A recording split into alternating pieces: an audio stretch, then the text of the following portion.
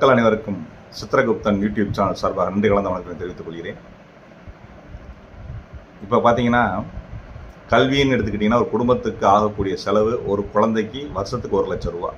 இன்றைக்கி எல்கேஜிலேருந்து 12th வரைக்கும் நீங்கள் படித்து முடிக்கணும்னா குறைஞ்சது ஒரு 20 லட்ச ரூபா செலவழியும். ஒரு குழந்தைனா 2 குழந்தைனா 40 லட்ச ரூபா செலவழியும். சிபிஎஸ்சி ஸ்கூலில் படிக்க வச்சிங்கன்னா கவர்மெண்ட் ஸ்கூலுக்கு போகலாம், போகிறத தப்பு இல்லை. ஆனால் அது எந்த அளவுக்கு ஸ்டாண்டர்ட் இருக்குது அப்படிங்கிறது தான் ஒரு மிகப்பெரிய கேள்விக்குறி. அது எல்லாத்துக்கும் தெரியும், நான் சொல்ல வேண்டிய அவசியம் கிடையாது. வேறு வழி இல்லாமல் மக்கள் நிறைய பேர் போகிறாங்க. ஆனால் இந்திய அரசாங்கம், பாரத பிரதமர் திரு நரேந்திர மோடி தலைமையிலான இந்திய அரசாங்கம் மாநில அரசாங்கத்துக்கிட்ட, ஸ்டேட் கவர்மெண்ட் நம்மளுடைய திமுக மாநில அரசாங்கத்துக்கிட்ட இடம் கேட்டுக்கிட்டு தான் இருக்காங்க, நவோதயா ஸ்கூல்ஸ் ஓப்பன் பண்ணலாம்னு சொல்லி. ஆனால் இடம் கொடுக்க மாட்டேங்கிறாங்க. என்ன காரணம் கேட்டிங்கன்னா, இது பிஸ்னஸ். இங்கே அது ஒரு மிகப்பெரிய பிஸ்னஸ். சிபிஎஸ்சி ஸ்கூல்ஸ் மிகப்பெரிய பிஸ்னஸ். அதனால் அவங்க இடம் கொடுக்க மாட்டேங்கிறாங்க. நவோதயா ஸ்கூல்ஸ்க்கு திறக்கிறதுக்கு வழிவிட மாட்டேங்கிறாங்க. ஆனால் என்ன சொல்கிறாங்கன்னா, மோடி என்ன செய்கிறாரு, மோடி மக்களுக்கு ஒன்றுமே செய்ய மாட்டேங்கிறாரு அப்படின்னு வாய்க்கிலேயே பேசுகிறாங்களே தவிர மோடி செய்கிறதுக்கு துணை இருக்கு நிற்க மாட்டேங்கிறாங்க. ஆனால் மோடி நமது பாரத பிரதமர் நரேந்திர மோடி அவர்கள் மக்களுக்கு செய்கிறதுக்கு எப்போவுமே ரெடியாக இருக்கார். 24 hours 24/7 he is ready to work for the people. ஆனால் அவருடைய திட்டங்களுக்கு பெரிய தடைகளாகவே இருக்கிறாங்க. நல்ல கல்வியை கொடுக்கணும்னு நினைக்கிறாரு, விட மாட்டேங்கிறாங்க. நிறைய ஆனால் கஷ்டமாக நிறைய மக்கள், நிறைய பெற்றோர்கள் பொருளாதார நம்ம குழந்தைகளுக்கு நல்ல கல்வியை கொடுக்கணுங்கிறதுக்காக எவ்வளோ கஷ்டப்படுறாங்கன்னு நம்ம அன்றாட வாழ்க்கையில் நம்ம பார்க்கலாம். எல்லோரும் பார்த்துருப்பாங்க. அது நான் இவங்க தான் அவங்கன்னு குறிப்பிட்டு சொல்ல வேண்டிய அவசியமே இல்லை.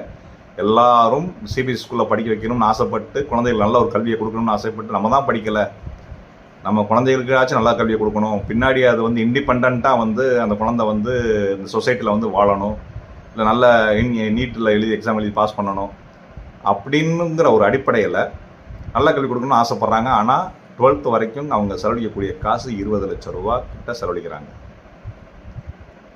அதுக்கடுத்து இன்ஜினியரிங் அதுன்னு பார்த்தீங்கன்னா அது மிகப்பெரிய மாஃபியா. இன்ஜினியரிங் இப்போ நீட்டை மெடிக்கல் காலேஜை பொறுத்த வரைக்கும் ஓரளவு ஒரு ஸ்ட்ரீமில் கொண்டு வந்துட்டார்.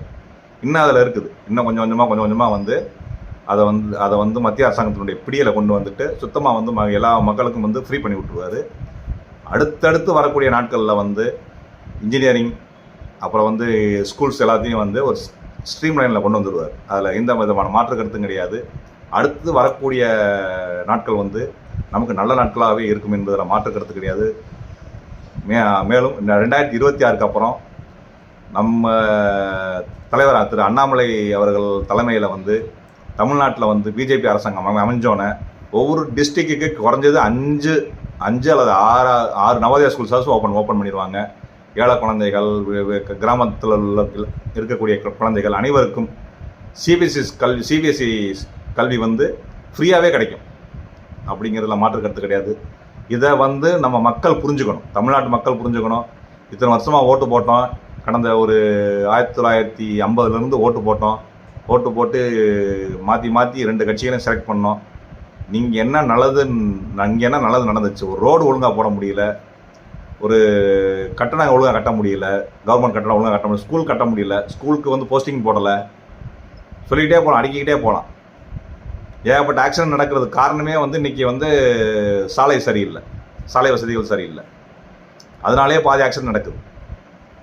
இந்த மாதிரி பல விஷயங்களை சொல்லிக்கிட்டே போகலாம். அதனால் நம்ம தமிழ்நாட்டு மக்கள் புரிஞ்சுக்கிட்டு அது நீங்கள் எந்த மதத்தை சார்ந்தவங்களாகவும் இருங்க, உங்கள் டெவலப்மெண்ட், உங்கள் குழந்தைகளோட பாதுகாப்பு, டெவலப்மெண்ட்டு தான் முக்கியமே தவிர நீங்கள் நான் இந்த கட்சிக்கு போட மாட்டேன், இந்த கட்சிக்கு தான் போடுவேன் அப்படிங்கிற ஒரு இதெல்லாம் நிற்காதீங்க.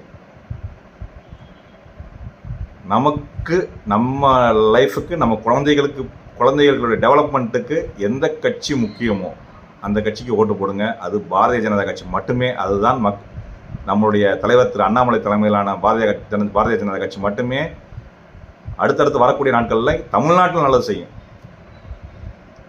ஆல் ஓவர் இந்தியா ஃபுல்லாக மோடி பார்த்துக்குவார், நரேந்திர மோடி பார்த்துக்குவார். ஆல் ஓவர் இந்தியா ஃபுல்லாக, உலகம் ஃபுல்லாக அரணா, அதாவது இந்தியாவுக்கு அரணா நின்று அவர் பார்த்துக்குவார். இங்கே வேலை செய்யணும்னா தமிழ்நாட்டுக்குள்ளே வேலை செய்யணும்னா மத்திய அரசாங்கம் டைரெக்டாக வந்து செய்ய முடியாது. ஏகப்பட்ட அதுக்கு வந்து விதிகள் இருக்குது, சட்டங்கள் இருக்குது. சட்டத்தை மீறி வந்து இங்கே செய்ய முடியாது. அதனால் இங்கே இருக்கக்கூடிய தமிழ்நாட்டு மக்கள் வந்து உங்களுக்கு நல்லது நடக்கணும்னா நீங்கள் பிஜேபிக்கு போட்டுத்தான் ஆகணும், போகிறத தவிர வேறு வழியே இல்லை. எனவே மக்கள் அனைவரும் நான் தயவு கூர்ந்து அன்பு கூர்ந்து நான் உங்கள்கிட்ட கேட்டுக்கிறேன். மக்கள் அனைவரும் பாரதிய ஜனதா கட்சிக்கு உங்களுடைய வாக்கினை செலுத்தி 2026 எங்களுடைய தலைவர் திரு அண்ணாமலை அவர்களை முதலமைச்சர் சீட்டில் வந்து உட்கார வைக்கணும்னு வேண்டி விரும்பி கேட்டுக்கொள்கிறேன். நன்றி, வணக்கம். பாரத் மாதா கி ஜெய்.